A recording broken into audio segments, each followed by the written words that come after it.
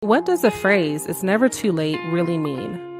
My name is TK, and in this series, I'm hoping to shed light on how individuals rise above, own their realities, and overcome obstacles. Have you ever asked yourself, why is it that people are not able to look past mistakes despite witnessing one's emotional pain? This season, I'll be interviewing individuals in different areas and industries to explore their sometimes controversial views and why they feel it's never too late to change, follow their dreams, and walk in purpose.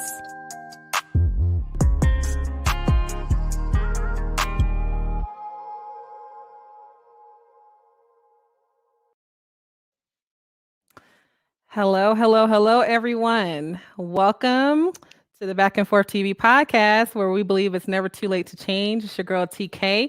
So excited to be back in the studio once again, another week for another amazing story. And I have an amazing guest for today's show and an amazing topic. So we'll get into that in just a moment. I know you're anxious to see. But before we jump in, though, this podcast, it does stream on all major platforms. So Google, Apple, Spotify, whatever it is that you use, you can look up Back and Forth TV on there. Make sure that you subscribe and hit that notification bell. And then also make sure that you rate and review the show because it does make the podcast more discoverable. And we want to make sure that we get this message out to as many people as we possibly can. Also, our sponsor for today's show, which we'll touch on in just a moment, is Sankofa Athletics. Really amazing company. So I'm going to talk about that in a moment. Thank you, Sankofa Athletics, for sponsoring our show today. Also, if you are, watching this now or you are listening, please make sure that you're following the show on Instagram, Facebook, Twitter. Sometimes I'll be on Twitter, but mainly on Facebook and Instagram. And then the handle for those is just Back and Forth TV. And then also make sure that you subscribe and hit the notification bell for YouTube as well. So that way you can go back and watch all the other videos. If anything that you miss, you can go and catch it on there. And then also make sure you share with all your friends. Again, we want to get this out to as many people as possible. Okay. And then also Patreon, y'all make sure you sign up for Patreon. You can do that by going to patreon.com/BFTV. You can subscribe for literally as low as $3 a month. You get early access to all the content that we put out, discounts on different paid events, also discounts on merchandise. And there's also some merchandise that will be coming out very soon, specifically for Patreon members. So come join my family, come be my friend, get on there and subscribe. And then all the money from that doesn't get pocketed. It just goes to support the podcast, the studio, and all this stuff. It's not free. But we want to keep this going. So, just make sure you subscribe there if you can. Also, shout out to Level 4 Studio, this amazing space that I'm able to use every single week. They do such an amazing job producing my podcast. So if you have, photography needs or you need studio space, or even if you want to start your own podcast, make sure you hit up Level 4 Studio. It's just the handles Level 4 Studio on Instagram and Facebook. So make sure you check them out. Again, amazing work. I'm not in the studio by myself because, as you all know, I am not very technology forward. I don't know the right word for that. Not very technology savvy. So it's good that I have someone else in here to help me do all this stuff. So make sure you guys hit them up for all of your needs. So today I have an amazing guest, and her name is Ashley O'Donnell. Ashley, can you hear me? I can hear you. Hello. Awesome. Welcome to the show. Thank you. All the way from Louisiana. So before we jump in, I definitely want to share just a little bit about you. It'll be short. So Ashley O'Donnell was born and raised in Colorado Springs. Ashley was an astute participant in the Boys and Girls Club and was a recipient of the Boys and Girls Club of the Pikes Peak Region 2014 Youth of the Year Award. She graduated from UCCS debt-free and worked with joint initiatives for youth and families as a coach and is a motivational speaker. Ashley has overcome so many things in her lifetime, but her story is going to prove today that you can always overcome any obstacle. Welcome to the show, Ashley. So before we get started, I always like to do a couple of icebreakers with all my guests, just let people get to know you. So I got a couple questions. You ready? Perfect. All right. So what is one trend that you wish would go away? Oh my gosh. I don't know. There's a lot of them. And I don't pay attention to many of them, just because I don't normally partake in any trends, Mhm. but I can name a few. I Mm, think one trend I can start. I think one trend that I would like to see go is people wearing leggings in a professional environment, like like to work. I've seen that quite a bit. So that is one trend I wish women would stop doing everywhere. Please stop. If you were watching this and you wear leggings to work, don't wear those anymore. right? That's a tough question. I guess I've never really thought about it. Yeah, there's so many crazy trends out there. But we can skip to the next one. Okay. So what is the biggest accomplishment that you've had in your lifetime so far? That's a good one too. Um, I don't think I really rank one over the other, but I will say that there are many life milestones that I've accomplished in life. Like even going to college when um, I was the first generation, so I didn't Mhm. have anybody to watch or get that advice from, and much less graduate college. So that was a big one. Mhm. I think another big achievement was moving away from where you grow up. That's hard. Um, Yes, it is. when you have so many connections and Mhm. you have everything you need in one spot, you and just picking up and going, it's Mhm. requires a lot of growth. So, Yeah. Well, learning that's experience. amazing. Yeah, first generation graduate. Congratulations on that. That's exciting. Um, so before we jump in and just talk a little bit more, I just got to talk about today's sponsor of the show, and that is Sankofa Athletics. And for those of you watching and listening, if you remember last week's episode, Kahila Irwin came out, and she's actually the owner and creator of Sankofa Athletics, and she had an amazing story to share with all of you. So if you missed it, I would just recommend that you go back out and go back, whether that's through the streaming platform that you use or on YouTube, and just check that out. It was a really good story.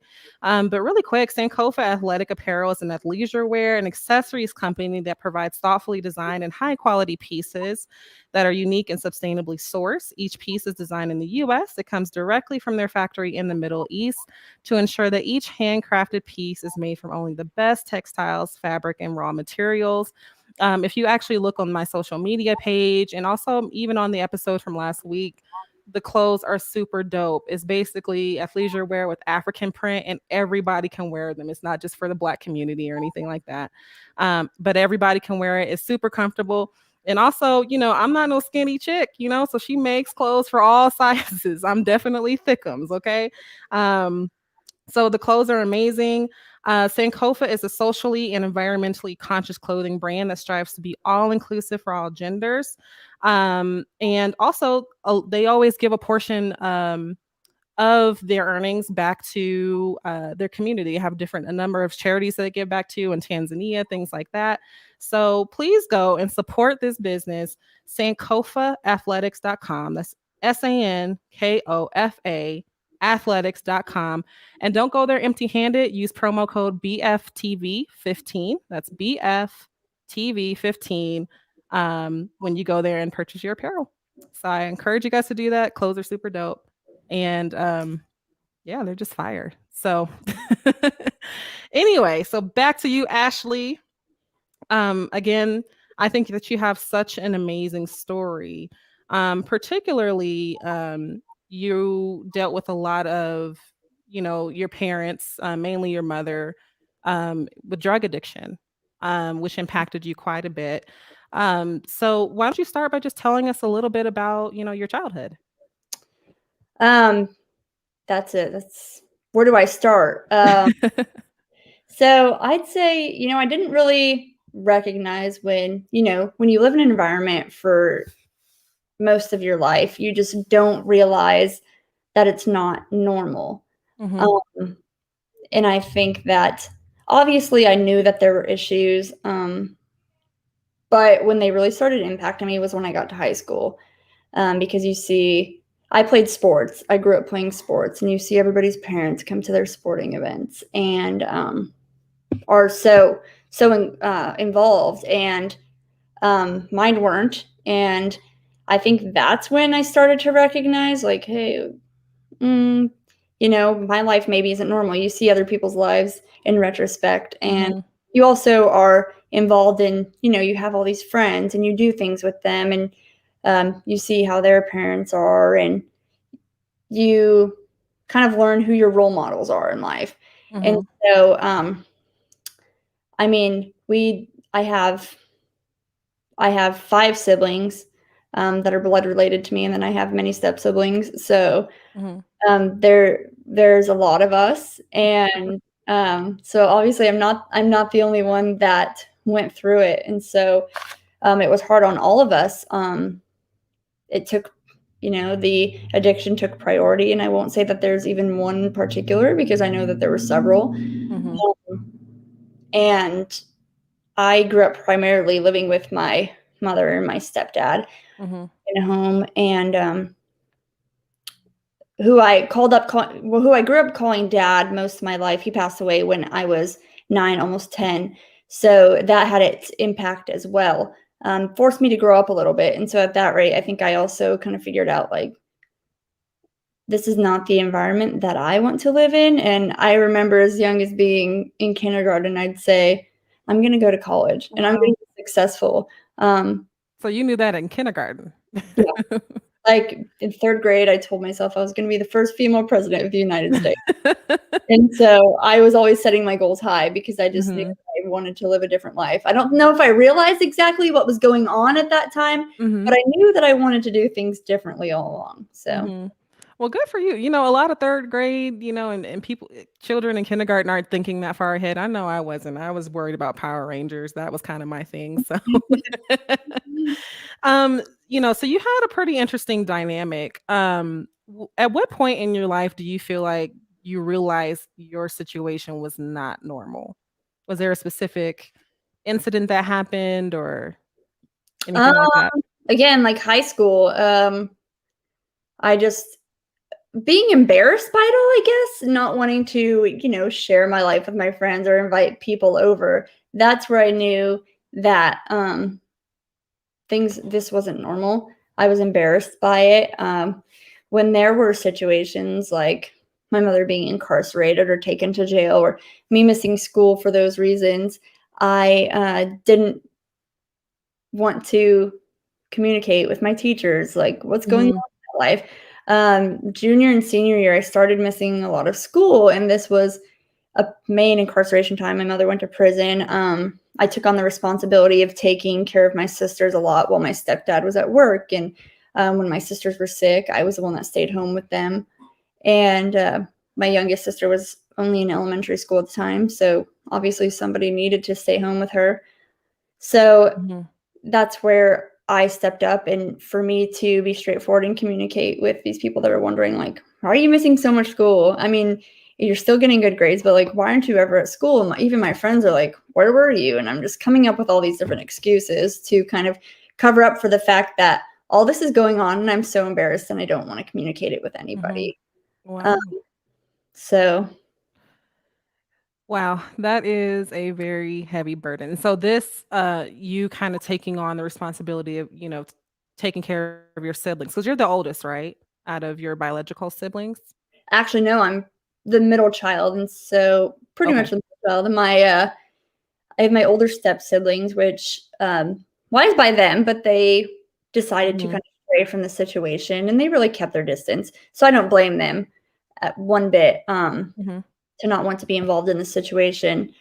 But no, I am the middle child. My 2 older brothers lived in Louisiana at the time.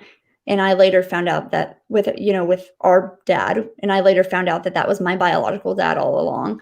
About 2 years ago, 2 years ago today, I found that out. Actually, I got my Mhm. DNA results. So, um, coincidentally, um, so I was the oldest one in the household. Yes, and I am the oldest girl. So Mhm. that was my responsibility. Yes. Right. So essentially I'd say pretty much you're the oldest. You've had a lot of, responsibilities. Um, so you pretty much were born into this situation, with, parents that had a drug addiction. At what point did you realize that the drug addiction was taking kind of priority? And how did that make you feel? And how did it make your siblings feel? Um, I think at my siblings, I think that the two younger ones, I think that at the time they were still kind of too young to realize it. At the point that I did, when I left the house is when I think that my sister, who's 21 now, when I ended up leaving the house in high school, because essentially this created a lot of tension with my mother and I was kicked out of the house my senior year of high school. So I think that they realized it after the fact. I mean, my 21-year-old sister for sure, she realized it after I left the house, because then she realized like now it was kind of her turn to step up. But for me, I realized that it was priority when like I wouldn't get picked up from school on time, and when she was out, meeting with people, and at the time I knew what she was doing. So that's when I realized, or like basketball practice would get out at 8 p.m. and I was still sitting at the school after 8 p.m. and it's dark outside, and like, or I would have to walk home from school, or I just have to get rides from my friends to do anything essentially.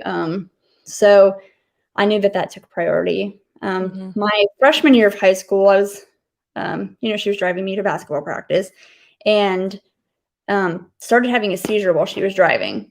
And I thought it was a joke. Like, I'm sitting in the front seat. I wasn't even wearing a seatbelt. And our car just starts kind of diverging off the road towards this huge light pole. And I'm just like freaking out. I didn't even know how to drive. I didn't even start to learn how to drive yet. I had to grab the wheel and yank it up onto the curb. And we ran into a tree. And I called 911.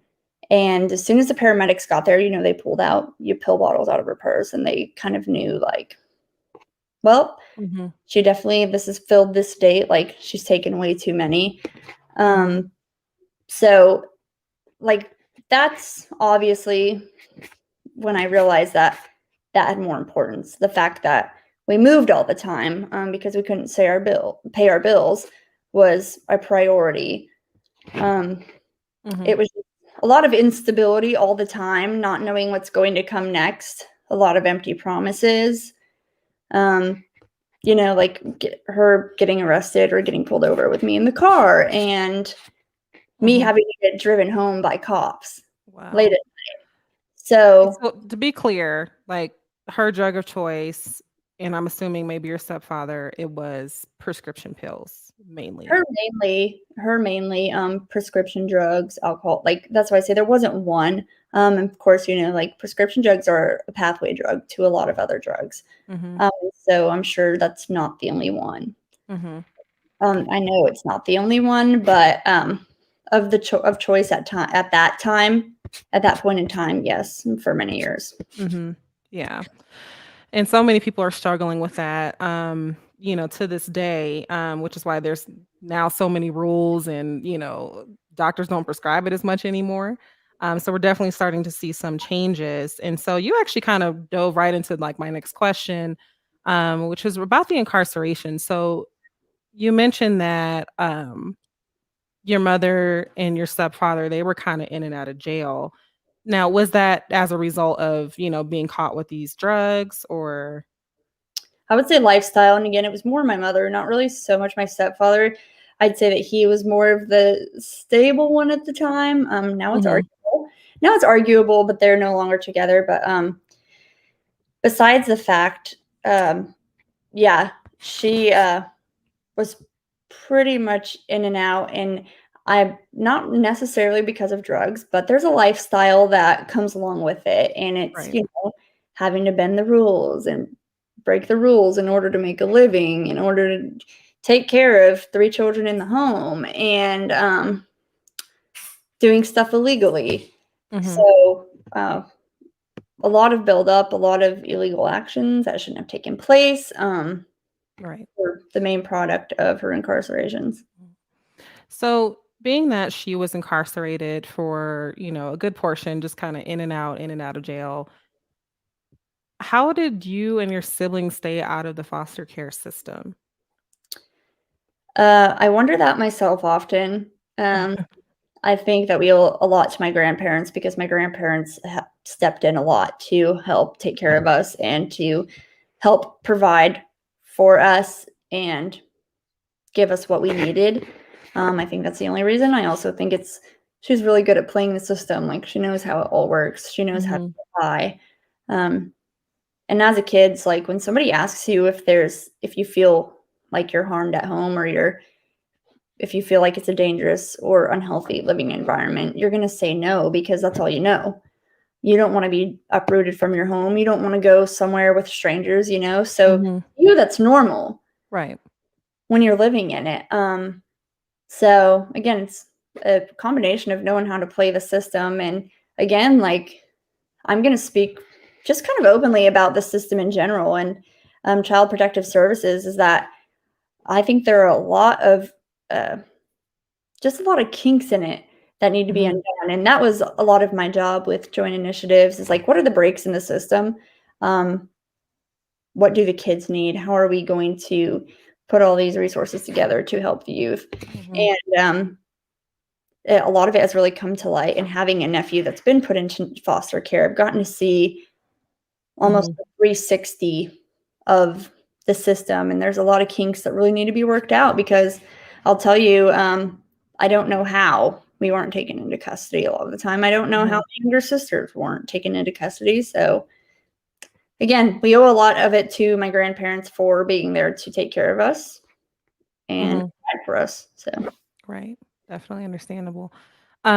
For those of you watching too, comments are enabled. So if you do want to ask some questions, I can probably throw those in as we have our conversation today. So questions are welcome, comments are welcome. Shout out to all of you listening and watching today. Shout out to Lavelle Dishman, old high school buddy. So thank you for sharing that. Now, you guys moved so much. You mentioned like roughly every 3 months. About, when I kept timing on it, I think that the longest place that I remember living was one, either at my grandparents' house, or two, I'd have to say for about, I'm so sorry, 11 or 12 months. One moment though. Oh, okay. The dog's done. Okay. The dog has something to say about it too. He wanted to make sure we heard him.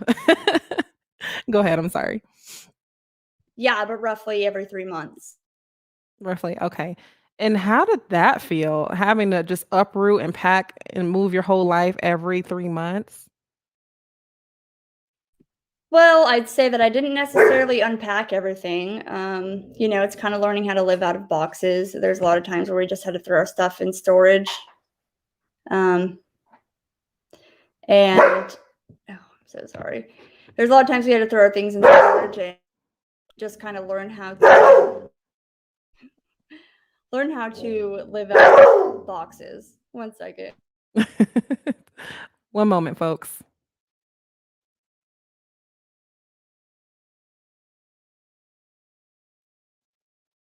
Sorry about that. It's all right. So quick question from Lavelle Dishman. So what kept you going, when things got tough? And that was definitely going to be one of my next questions. This is such an enormous burden for a young person to go through, especially, in your teenage years. You're kind of in your prime. You're supposed to be making friends, focusing on your future, having a good time. And instead, you are having to carry the burden of, taking care of your siblings, as the, somewhat the oldest. Typically, I mean, there's somewhat of responsibility, like you're always looking out for your siblings, but to actually like raise them in a way is not typically a responsibility of any child or teenager. So how did you cope and deal with all of this? Like, what was your outlet? I loved sports. Sports were my go-to. Honestly, school was my go-to. I loved going to school. I remember middle school, I used to get so mad when we had a snow day.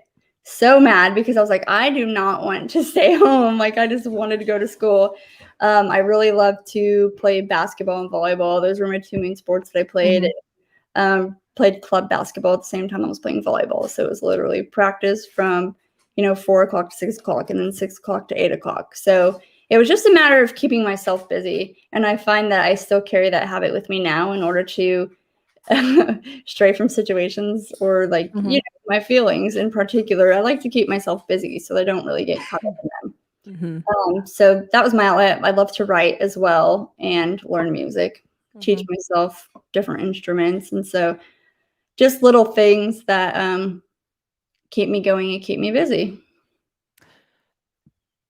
Thank you for sharing. So, one of the things that you mentioned is that you never really would tell people about what's going on at home. Mm. And, a lot of youth go through so many things at such a young age. And, we could be passing them by every day and really not understand or know what's actually going on with these children. Um, did you eventually speak to anyone about your situation? Um, but it took up until my senior year until I was actually participating in the Youth of the Year scholarship program. And they're like, Ashley, like, essentially the program is that you have to, you write an essay about your life and how the Boys and Girls Club played a part. And then you write about your character, your service to the community, your leadership, your involvement in sports, how you give back, and then your academics, you talk about your grades and how you give to your family. And they're like, Ashley, if you want to basically, I don't want to say win, but be given the title of Youth of the Year, then you're going to need to open up. We need you to share about your life because we know that there's a lot that you're holding back. Mm-hmm. And so I think that was the start of it. And I think most of it was being at home. And it's like, I don't want to talk about it because then I have to go home and I have to deal with the wrath. It's like I have to go home to that every night. Mm-hmm. So it was hard to open up about it. And I had to open up about sharing about my father and how he passed away. And it was just a lot because, I conceal my feelings. I'm the person that, and I don't do it as much anymore because now I'm comfortable with it. But I was always that I put on a smile and I make other people laugh and Mm-hmm. be the life of the party because that's who I am. And that's what I wanted my personality to be. Mm-hmm. So I think once I actually got away from home and I had them pushing me to open up is when I felt more comfortable. And so when I finally moved out and one of my teachers is like, Ashley, you've got to like tell me what's going on. And it was actually my avid program teacher. And she was Mm-hmm. telling me, you can talk to me. And I was just, what prompted my moving out was I had also lost a friend that I grew up with to suicide. And his family took me in at the same time as all of that going on. And so a lot in my life, I just left home and my friend passed away. And so it was just a lot emotionally. And I basically broke down and I was like, this is what's going on. And I think that the process of doing Youth of the Year and them asking me to open up and to be more vulnerable was that point in my life where I was like, I don't have to be ashamed of it, Mm-hmm. I can be more open about it. And it was very gradual because it was only a little bit at a time and only Mm-hmm. just people that I knew I could trust. And now it's like, I'll write about these situations. Because I realized that there are so many people that can learn from it. And there are so many people that are going through the same situations and that need to hear it and need to know that they're not the only ones facing it and that there is something brighter ahead, specifically for youth, I think. Mm-hmm. Yeah. So I bet that was a relief to finally be able to just let some of Absolutely. it. That's a heavy burden to carry for, 18 something years. Right. So now that you think back on that, and realizing, how much support that you had after you started to share, is there anything that you would have done differently? Would you have spoken up a little bit sooner? And the reason I ask that, is there's so many youth that probably go through the same situation. Also along with that question, what advice would you give to them? Well, to the first question, I wouldn't do anything differently because I stand strongly rooted in my faith, and I just know that everything was in His perfect timing to unravel, Mhm. and I wouldn't be where I am today without all of it. So I'm very grateful for where I'm at. But to other youth, I would say that they should open up at least with somebody. Like if there's, I taught for a couple months high school math in Fort Worth, Texas. And I worked in, a school that was, they couldn't keep a math teacher. So I was teaching high school math as a long-term substitute. And some of these kids that I encountered were going through a lot of the same things: homelessness, teenage pregnancies. Mhm. Um, Socioeconomically, they were very low on the totem pole for the district. And so I got to see a lot of it come to light and put a lot of what I experienced, because when I walked into the school, to be honest, they're like, "What is this white woman doing, thinking she's gonna walk in here and, Mhm. teach us, and thinks that she can relate to us at any level?" Um, and I just let it be real from the very start, and I said, "Here's what I've been through in my life. Here's how I ended up here." And I was just me. I was genuine. I was vulnerable, so that I opened up and I allowed them to know that they can do the same. And I think that's what youth need, is that they need that person that they can relate to, um, especially their teachers, their peers, because it's hard. It's Mhm. hard to find someone to trust. And when they learn that they're not alone, then they'll open up to you. Yeah, Yeah. definitely. So if you're going through a similar situation, find somebody that you trust, whether it's your church, your school, your friends. You can't just carry that by yourself for forever. So Right. definitely. So how did you get involved with the Boys and Girls Club? So I started the Boys and Girls Club when I went to a bunch of different elementary schools, and then finally third grade, we moved to the west side of Colorado Springs Mhm. from being all over, and I went to Bristol Elementary, which is right in the neighborhood of the Elpamar Boys and Girls Club. And I think I went to 4 other elementary schools before that, and I finally stayed at Bristol for 3rd, 4th, and 5th grade. And I think it's because of the community that was built there. And my Mhm. friends were like, "You want to go to the Boys and Girls Club with us one day after school?" And I was like, "Sure." So I'm 8 years old, and I started going, and honestly never left after that. I played a lot of sports in middle school, so I was there less. And then when I got to high school, it was like, "Hey, like, I need some volunteer hours. Can I get some of my volunteer hours by, like, tutoring and homework, teaching basketball, doing whatever I can?" And so essentially I came and I never left. And Mhm. I stayed involved through high school, and, taught music, helped the kids with their homework, um, coached basketball, led one of the leadership programs that they have there for the youth. And I just kind of found my place. And then so I did the Youth of the Year scholarship competition 10th, 11th, and 12th grade.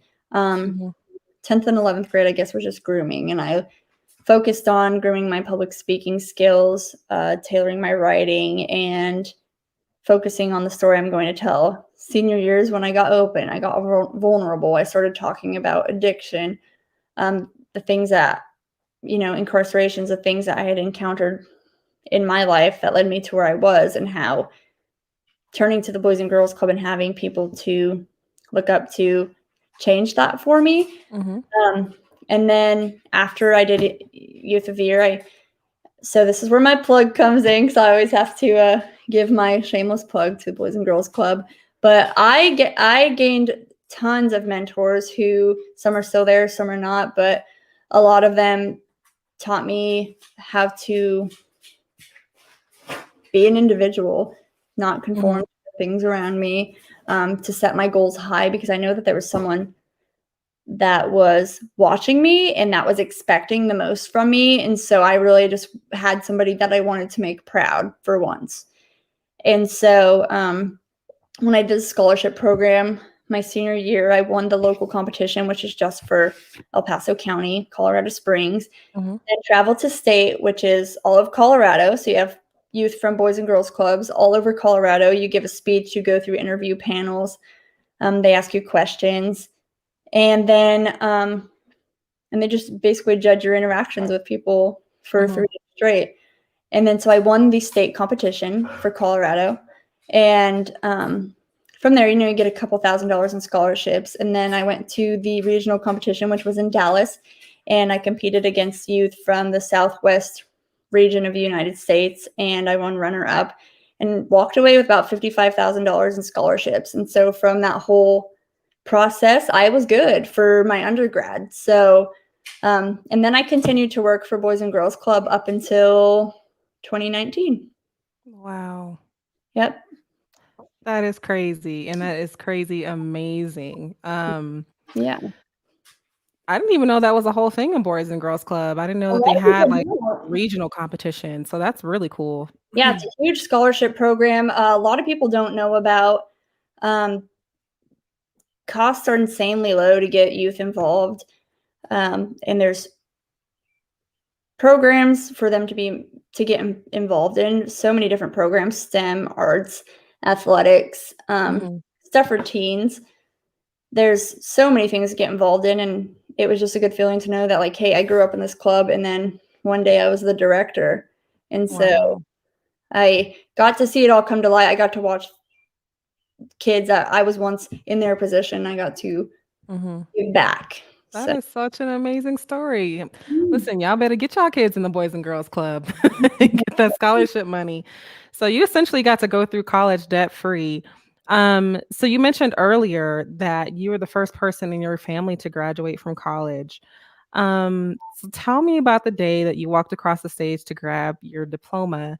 Um, and this is something that you had spoken into existence as a kindergartner. We're talking 5 years old. right. How did you feel with, achieving this amazing goal that you had set for yourself and also, this big accomplishments because someone coming from your position, not all people are able to do what you've been able to do. How did you feel? Well, I remember the exact moment that they actually said, like, hey, if you're a first generation graduate, stand up. And I just felt tears come to my eyes because I'm like, that's a big deal. Mhm. There's people creating history. I believe in generational curses being broken. And I wanted to be the start of that for my siblings and I, and just stand as the example that you can accomplish more than what had been before you. And so when they said that, I was extremely proud and was happy to make everybody else around me proud because it seemed like such a far-fetched goal at the time. Now I Mhm. look back and I'm like, oh, piece of cake, whatever, not a big deal. I got a degree. Let me go get another one. But Right. but at the time, it was such a big deal to me because I was like, oh my gosh, I had never seen anybody do it. Mhm. And that's amazing. That's why this episode is titled "I Am Not My Circumstance" because a lot of people who go through a similar situation, they usually end up becoming, a product or following in the same footsteps. Like you just as easily could have been just like your mother, but you chose to do something different. We had a question or comment from Carrie Arnold. She wants you to talk about why it's important to leave where you grew up, despite the hardship that we may face sometimes. Mm, that question came from her, of course. So she was actually one of my college professors at Wow. CCS, and Uh-huh. so and I had her online, and we uh, just created a relationship, and it bloomed from there. She is actually one of the main reasons why I think I felt inclined to leave. I remember I think it was my sophomore or junior year of my undergrad, and we were just talking about the leadership that I had experienced, that she had experienced, and it's important to grow because you don't know everything around you. You just I can do this or I can do this. You just know one routine of life. Mhm. You know all the same circle of people, but I don't think you really grow until you're able to get out of your comfort zone and reach, because you don't have everything you need around you. I would say I still do, but you don't have everything you need around you. When I was in Fort Worth for 6 months, you don't have everything you need around you. So you have to look a little further. You have to reach a little further. You really have to face yourself. I Mhm. spent a lot of time alone in these past, I've been, I've been gone for about a year and a half now. And I've spent a lot of time alone. And so you have to really face yourself. You have Mhm. to face your weaknesses. You have to face your thoughts. So you learn more about yourself and your capabilities. Mhm. Yeah. And I think it's good for you too, because I mean, you spent majority of your life, with other people being dependent on you. So this gives you, a chance to understand and get to know who you are as a person and what's important to you. So I think that's great. So after you graduate college with your degree, you're a motivational speaker now. You also picked up and you moved to Louisiana to find your biological father. Um, can you tell me a little bit about that experience? So that actually all occurred before I moved, but I got in touch with a family member, and on this Christie side, I will say, on my biological father's side, and there was always a part of everybody that kind of knew that it was a possibility Mm-hmm. that, who I called dad wasn't my biological father. My mother told me that after he had passed away, that, like, he might not even be your dad. So, I mean, at that age, it's like, what do you do? I never really cared to know, honestly. Mm-hmm. I just thought, I'm never going to get my biological dad to cooperate. I'm not. He had his own set of issues that he was dealing with. I wasn't going to get him to cooperate and give his DNA. And Mm-hmm. found out, like, hey, you can do it this way, where you have another relative, and if you do ancestry, then you can link with relatives.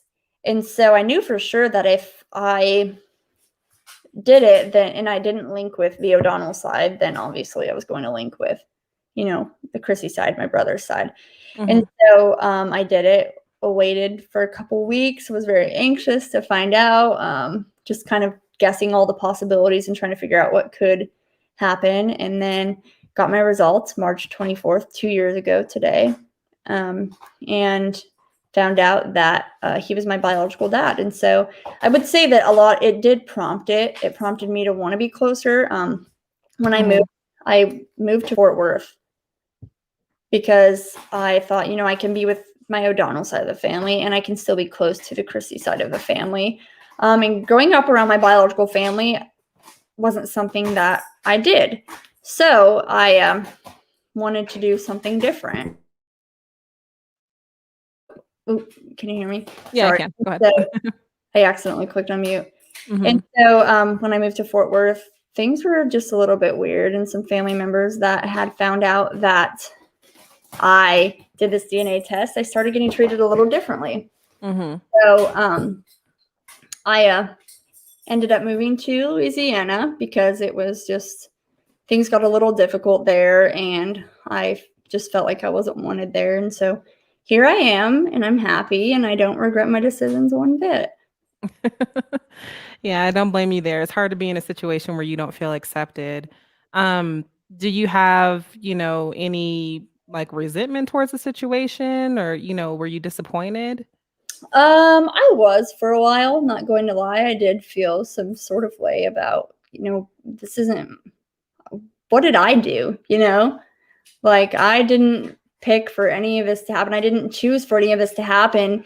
And it shouldn't be on me because I decided that I wanted to find out. And I just thought, I deserve to know who I am. I deserve Mhm. to know where I come from. That is something that I should be able to do without having to harbor feelings from everybody else, because I didn't ask for any of this to happen. Right. And Mhm. that's how I feel. It's like, why are you going to treat me differently just because of me wanting to know? But overall, I'm very thankful to be close to my relatives now. And I get to watch my nieces and nephews grow, and I get to be around my family, and something that I didn't really have before. Mhm. Yeah, that's wonderful, and I'm glad that you found peace with that situation. So essentially with your experience, you were kind of robbed of an entire, childhood experience, in a way. Um, what's your do you have like resentment towards your mother or what's your relationship like with her today? It's hit or miss a lot of the time.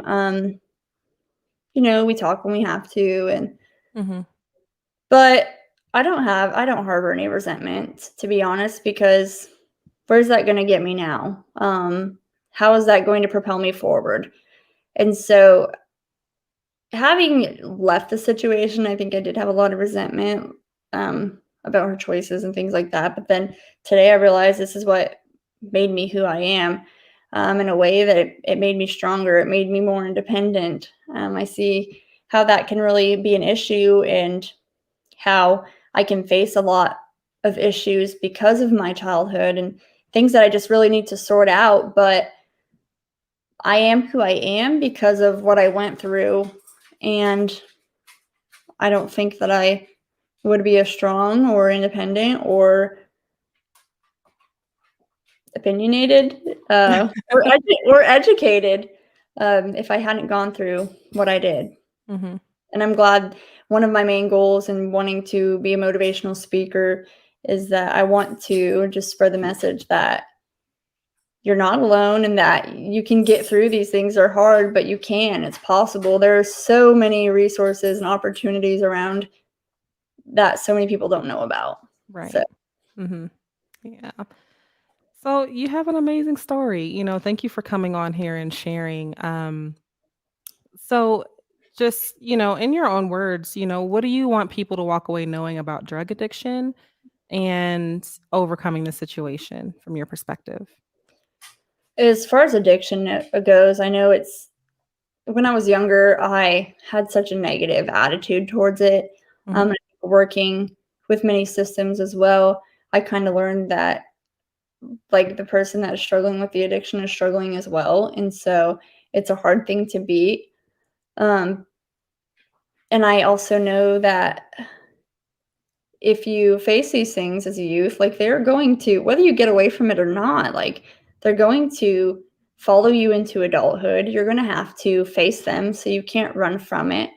Um, but as far as all of that goes, I would say just to reach out, find somebody to turn to. Know that opportunities are endless, and there's so many ways to learn and grow. There's so many resources to get help if you need them. It just starts with a little bit of vulnerability. Don't be shameful of needing it. Don't be shameful of needing help. That's the biggest thing. Don't be embarrassed because you're not alone. There are millions of people that deal with the same thing. Mhm. So Yeah, and it's your story, let's normalize talking about it is my biggest thing. Is like people are so afraid to talk about these things because of the stigmas, because of the negative attitudes towards it, because of, we're so polarized right now. Mhm. As a nation, we're so polarized because you can't say one Right. thing without getting hatred. So people are afraid to speak up, but you have to. You have to in order to grow. You have to in order to learn. Mhm. It's okay to think one thing and change your opinion about it later. So I'll just say be open. Mhm. Well, thank you so much for sharing and being vulnerable. To come out and share a story like this, it's definitely a big deal. So I appreciate you doing it on my platform. Really appreciate it. If you or someone you know is dealing with a drug addiction, there's definitely help available. You can call the National Drug Helpline, which is 1-800-662-4357, and they will help you find a treatment facility or just help in your area. So make sure you guys do that. Again, thank you, Ashley, for coming. Make sure that you guys are, engaging and following the podcast again on social media. The handle is Back and Forth TV. Also, the website will be completed hopefully within the next week. We ended up having a COVID issue and had to shut down, so we didn't get everything done in time. So that will be coming. There's going to be new merchandise, new content on the website, so keep an eye on that. And also make sure, again, you sign up for patreon.com/BFTV to support the show. You can literally do it for as low as $3 a month. So no stress, no strain. You can cancel it if you want to or whatever, but some really cool things for Patreon. I had a quick question from Jen Schuerkamp. I'm not sure how to pronounce that. You sure Uh, can. he's asking, are you studying right now? I will be. You will I be. So are you going through a master's program or something like that? actually decided to go back for a degree in nursing. So Oh, wow. Congratulations. thank you. And Ashley, also, where can they follow you if they want to, see what you're up to these days or what you got going on? Where You can can people follow find any of you? my social media, and my tag is Ashley N. O'Donnell. And also my blog. I just started it recently, and so I'm always needing more topics for inspiration. Um, my blog website is ashleynodonnell.com. Same as same as there. So uh, I would love to. I haven't even gotten there yet, but I would love to vlog as soon as I find more topics to speak on, and how to focus my writing. So Mhm. Awesome. any And input. Lavelle is asking, where can they find, because you mentioned you're a motivational speaker, where can we find details about events that you have coming up?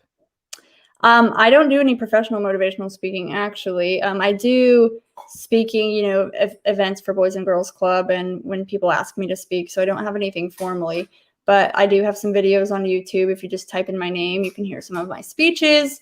And I post some videos here and there. So Okay.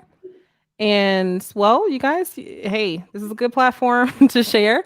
If yeah. you guys want to book Ashley for a motivational, or you need a motivational speaker for an event, just hit her up.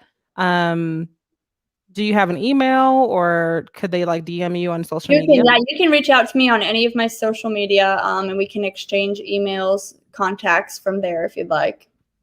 Awesome. Awesome. And then I also wanted to share the Boys and Girls Club website. That's bcgppr.org. It seems like it was definitely a blessing in your life. So if you have children, definitely get them involved with the Boys and Girls Club. There's so many amazing things and amazing people that come out of that. So make sure you do that.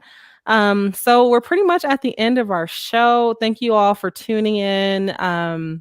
And again, thank you, Ashley, for sharing your story and being nice enough to come on and Yeah, share. thank you for having me. Yeah, of course. And anytime you want to come back, girl, if you got something new going on you want to share, just let me know, okay?